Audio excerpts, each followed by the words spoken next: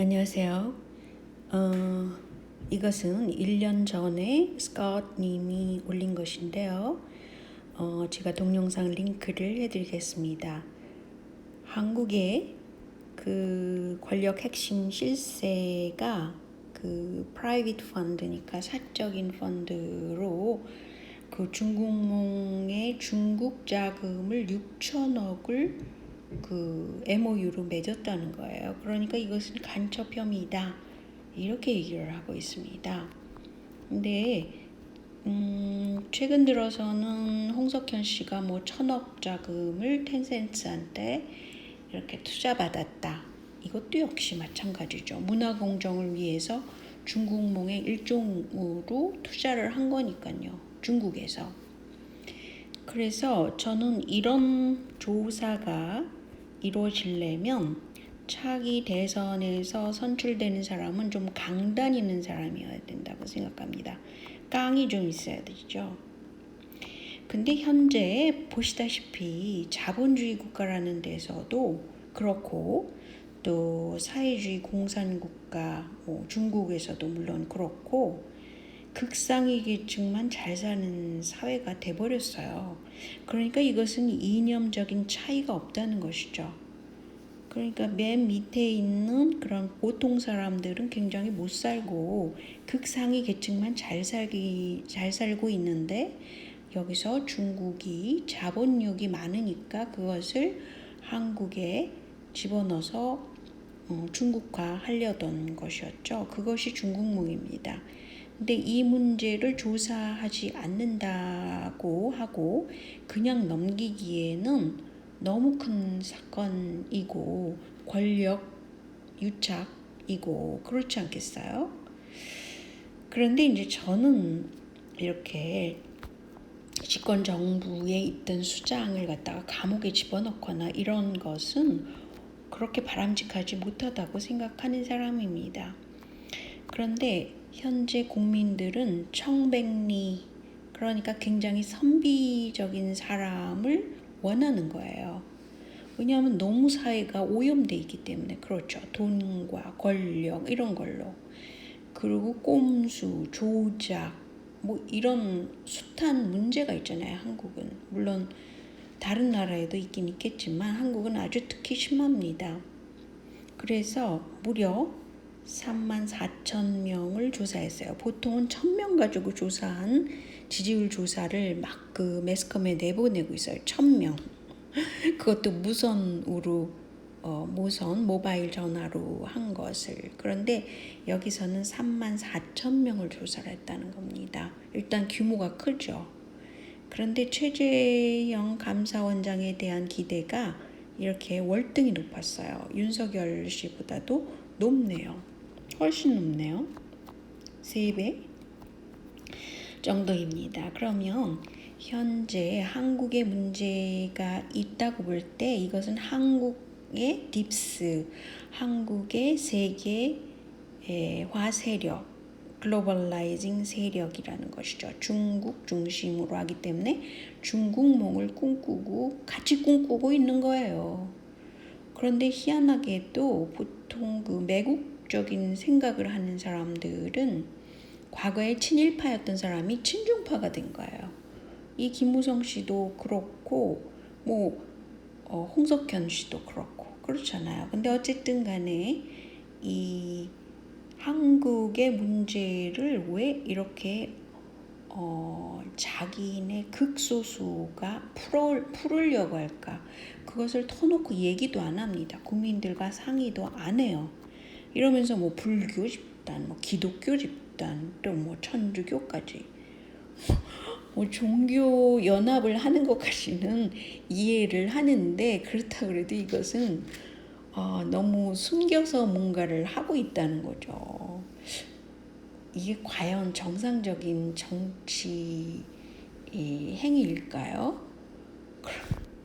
저는 도저히 이해가 안 됩니다. 어쨌든 간에 이 김무성 씨는 발이 넓어서 유승민과도 굉장히 한통속인 것 같은 포즈를 취하고 있습니다.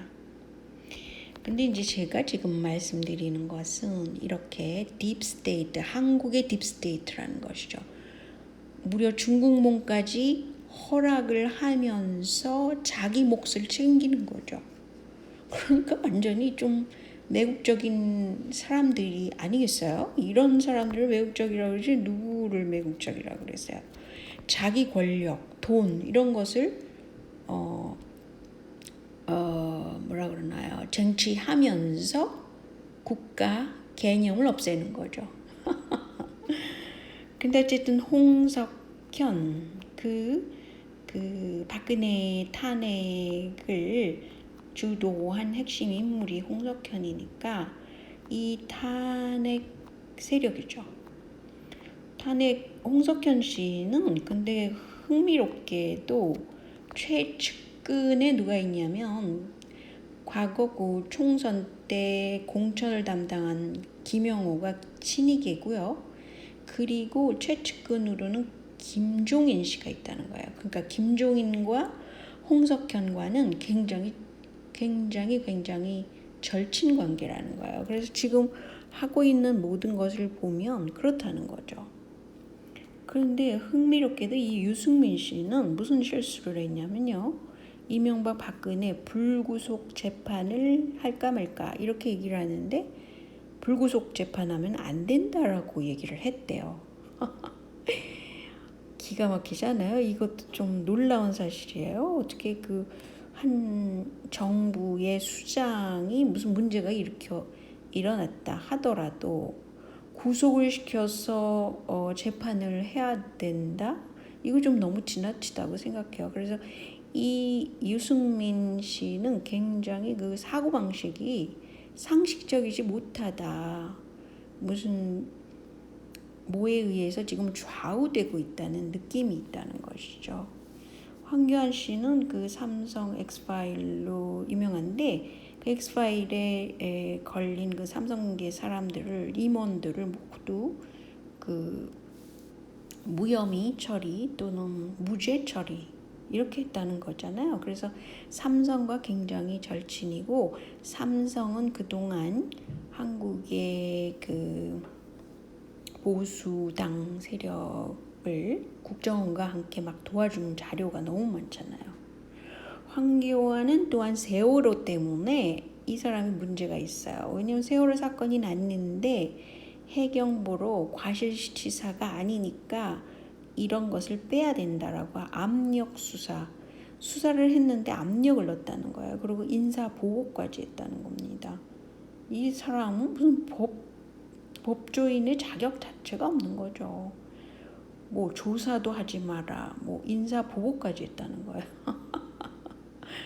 와, 진짜 놀랄 노짜입니다. 이 황교안 씨는. 그러니까 본인이 무슨 상식적으로 법조인이라는 생각조차가 없는 거죠. 그래서 세월호 사람들한테 이 황교안은 완전히 찍혔었잖아요. 저도 기억이 나요. 근데 왜 그 당시에 해경 이런 조사를 하지 말라고 그랬을까? 왜 그렇게 강경하게 인사 보고까지 했을까? 이게 지금까지도 그 세월호가 그 원인을 규명하지 못하고 있는데 이 황교안이 나오면 많은 사람들이 그걸 들춰내겠죠. 그리고 황교안 씨의 잘못은 또 뭐가 있냐면요. 박근혜 당시에 그 LCT 사건이 있잖아요. 문제가 좀 있었죠. 왜냐하면 비리 수사도 있었고 왜 그것이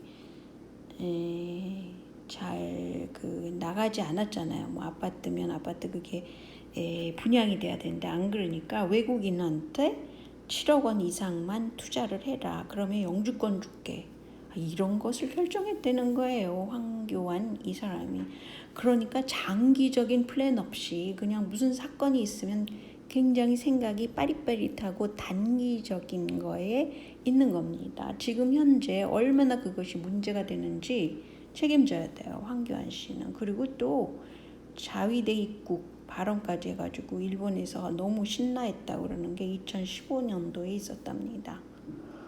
그러니까 이 사람은 뭐 앞뒤 안 가리고 막 얘기하는 거예요. 그래서 지금도 뭐 미국에 가가지고 뭐 쿼드에 우리가 그 쿼드에 적극적으로 뭐 찬성을 한다라는 식으로 입 바른 소리를 했대는데, 아니 지금 정부가 해결하지 못하는 건데 자기가 나서서 그 미국에 그 미리 그 얼굴 뭐라 그러나요? 얼굴 찜을 해놓는 거죠.